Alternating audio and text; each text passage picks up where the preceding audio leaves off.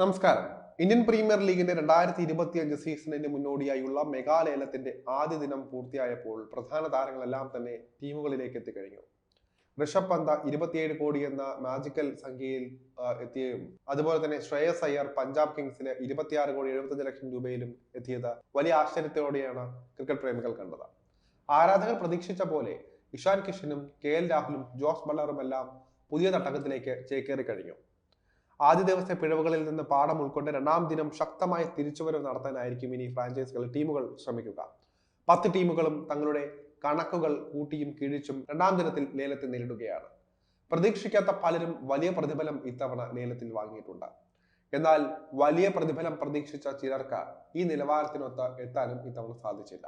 ഇത്തരത്തിൽ പ്രതിഫലത്തിൽ ഇടിവ് നേരിട്ട താരങ്ങൾ ആരൊക്കെയാണ് എന്ന് നോക്കാം. ഇന്ത്യയുടെ സൂപ്പർ താരവും മുൻ ലക്നൗ സൂപ്പർ ജയൻസ് താരവുമായ KL രാഹുലിന് പ്രതീക്ഷിച്ച പ്രതിഫലം ലേലത്തിൽ നേടാനായില്ല. 2 കോടി രൂപ അടിസ്ഥാന വിലയിലെത്തിയ രാഹുലിനെ 14 കോടി രൂപയ്ക്കാണ് ഡൽഹി ക്യാപിറ്റൽസ് വാങ്ങിയത്. 20 കോടിക്ക് മുകളിലേക്ക് രാഹുലിന്റെ പ്രതിഫലം പോകുമെന്ന് എല്ലാവരും പ്രതീക്ഷിച്ചിരുന്നതാണ്. എന്നാൽ 14 കോടി രൂപയിലേക്ക് ഒതുങ്ങുകയായിരുന്നു. അവസാന സീസണിൽ 17 കോടി രൂപ പ്രതിഫലം വാങ്ങിയ താരമാണ് രാഹുൽ. എന്നാൽ ഇത്തവണ കഴിഞ്ഞ തവണത്തേതിലും 3 കോടി രൂപ കുറവ് പ്രതിഫലമാണ് രാഹുലിന് ലഭിച്ചത്. അവസാന സീസണിൽ 24 കോടിയിലധികം വാങ്ങി റെക്കോർഡിട്ട താരമാണ് ഓസീസ് ഇടം കൈയ്യൻ പേസറായ മിച്ചൽ സ്റ്റാർക്ക്. എന്നാൽ ഇത്തവണ 2 കോടി രൂപ അടിസ്ഥാന വിലയിലെത്തിയ സ്റ്റാർക്കിന് 11 കോടി 75 ലക്ഷം രൂപ മാത്രമാണ് ലഭിച്ചത്. പകുതിയിലധികം പ്രതിഫലം താരത്തിന് ഇത്തവണ കുറഞ്ഞിട്ടുണ്ട്. അവസാന സീസണിൽ കൊൽക്കത്ത നൈറ്റ് റൈഡേഴ്സിനൊപ്പം ഫൈനലിൽ തിളങ്ങാൻ സ്റ്റാർക്കിന് സാധിച്ചിരുന്നു. എന്നാൽ ആകെയുള്ള ഇക്കണോമി നിരാശപ്പെടുത്തുന്നതാണ്. ഇത്തവണ ഡൽഹി ക്യാപിറ്റൽസ് ആണ് സ്റ്റാർക്കിനെ കൊണ്ടുവന്നത്.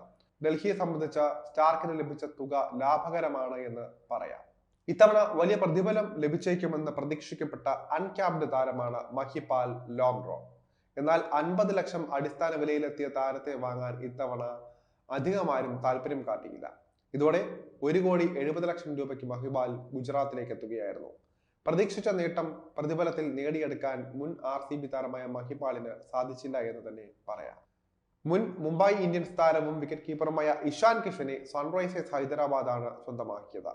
11 കോടി 25 ലക്ഷം രൂപയ്ക്കാണ് ഇഷാനെ ഹൈദരാബാദ് വാങ്ങിയത്.